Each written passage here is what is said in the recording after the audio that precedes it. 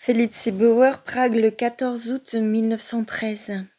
Très cher Felice, c'est seulement dans ta dernière lettre que je te reconnais de nouveau. Tu étais comme caché dans les nuages.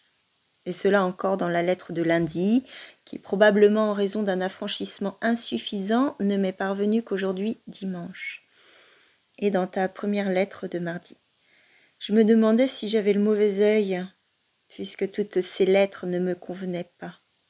Sans cesse, il y était question des défauts de la Ulstenhalle.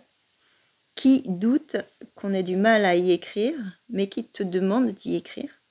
Rien que l'image de la Ulstenhalle me fait encore mal aux yeux. Tu écris de toute manière au crayon, alors ne pourrais-tu pas m'écrire quelques lignes au petit déjeuner ou à la plage? Ensuite, j'ai aussi découvert, grâce à divers indices, que tu ne lis mes lettres que très superficiellement. Un exemple, j'ai écrit à propos de mon oncle de Madrid. Tu l'as déplacé à Milan. Bien sûr, ce n'est pas grand-chose, mais tu aurais tout aussi bien pu déplacer l'une quelconque de mes préoccupations majeures dans une autre région céleste, sans que tu me l'aies dit et sans que je le remarque. Seule ta deuxième lettre de mardi m'a enfin un peu rassurée et je crois retrouver ma Felice. Enfin, elle a refait surface. Peut-être es-tu seulement fatiguée, Felice. Ce serait un miracle si tu ne l'étais pas. À présent, je ne pense plus à aucune autre des possibilités qui se présentaient, et la lettre destinée à tes parents part en même temps que celle-ci. Elles chemineront ensemble jusqu'à Berlin. Le monsieur de votre pension devrait laisser tomber la graphologie. Je ne suis absolument pas, comme dit cet homme, très précis dans ma façon d'agir, à moins que l'expérience ne te l'ait appris. Par ailleurs, je ne suis pas du tout excessivement sensuelle, mais j'ai au contraire de grandioses aptitudes ascétiques innées.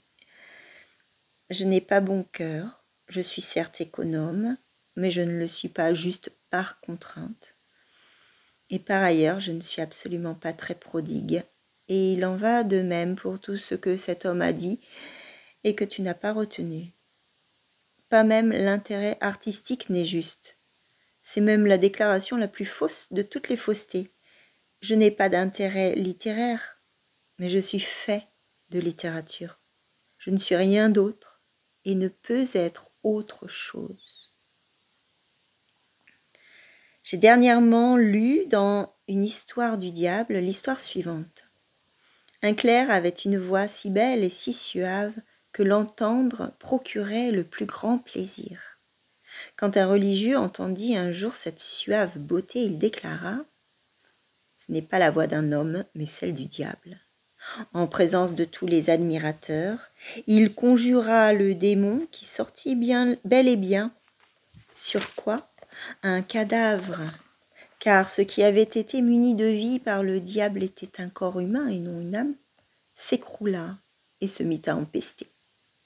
Eh bien, il en va pareillement, tout à fait pareillement de mon rapport à la littérature, à ceci près que ma littérature n'est pas aussi suave que la voix de ce moine. Mais il faut toutefois être déjà un très grand graphologue chevronné pour débusquer cela dans mon écriture. À ton graphologue, j'adjoins un critique. Dans Das literarische Echo a paru récemment une recension d'observation. Elle est très aimable, mais n'a en soi rien de remarquable. Il n'y a qu'un passage qui surprenne. On y évoque au cours du compte-rendu l'art vieux garçon de Kafka. Que dis-tu de cela, Felice? En bref, sur les autres points, j'insiste absolument sur le Mullern, le livre part aujourd'hui. Si tu t'ennuies, ce sera parce que tu ne le fais pas bien. Fais un effort pour réaliser très précisément, bien sûr selon une progression très prudente, ce qui est demandé. Et grâce aux effets qui se feront immédiatement sentir, ça ne pourra plus t'ennuyer. Pour la cuisine, ne te fais pas de soucis. Pour ta cousine qui parle en dormant, mets-lui précautionneusement, quand elle dort, un linge sur le visage. Franz.